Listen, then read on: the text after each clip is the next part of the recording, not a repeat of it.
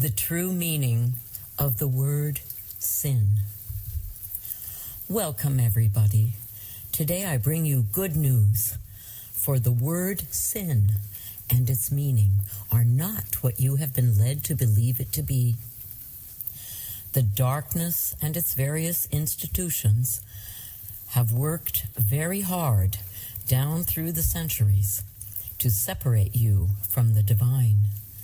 Institutions from religion in all its forms, including atheism, education, and natural health, and through food supply. However, before I give you an explanation on the true meaning of the word sin, I need to remind you that whatever happens in life, you can never be truly separated from the divine, because since you have the divine in you, you are part of the divine, and therefore you are in effect divine also, God-like. And it is important to understand this so that you see more readily the meaning of the word sin and how it relates. For I can assure you, what you have been taught about sin is false. Sin is also relative. There are not too many people other than myself who can testify firsthand about the relativity of sin. You see, my last time on the earth plane, it was a sin for women to dress as a man. Yes, and as you all know by now, I paid a heavy price for doing so. Consider also that through the ages, words have changed their essence and often their meaning.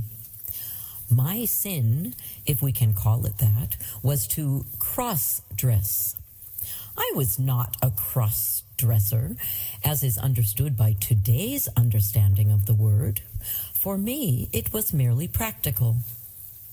I was, after all, living in a man's world. I had to give orders to men in a very patriarchal society. So it was important, therefore, also, to adjust my appearance to assist me on my journey.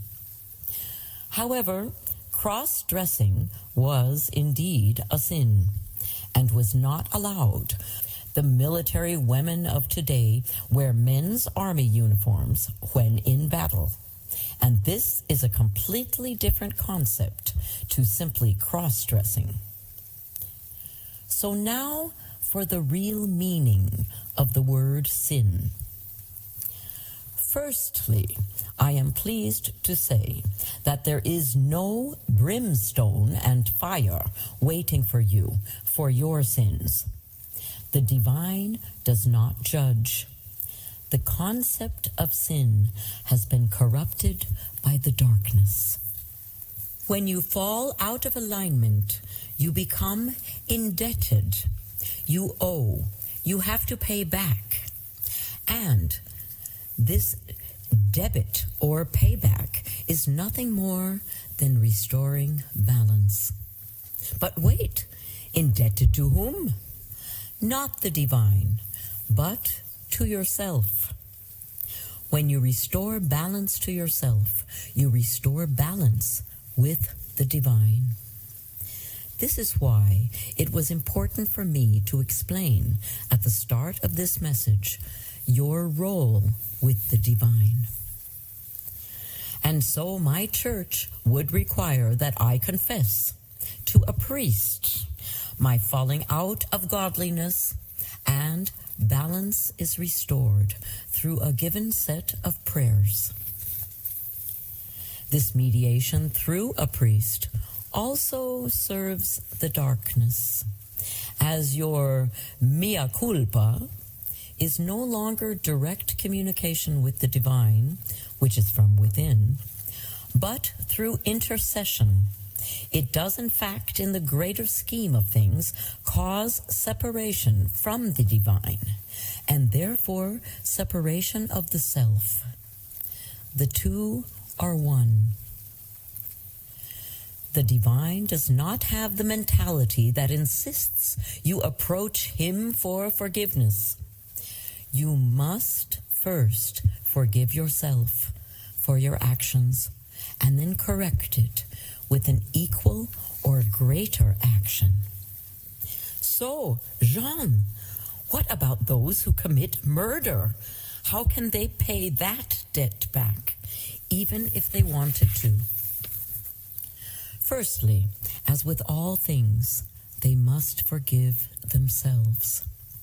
They have to recognize the wrongdoing, and they must make reparations of their own free will. This is restoring energetic debt. Then there is societal debt. This debt, if we can call it that, then has to be paid back to society, and this is done through the courts. If the murderer truly has contrition, regardless of how the public feel or how the crime is reported to the people, it is secondary. The debt would have been paid. Yes, even true contrition by the assailant would not be accepted by the family of the victim, as it can understandably be too painful to bear.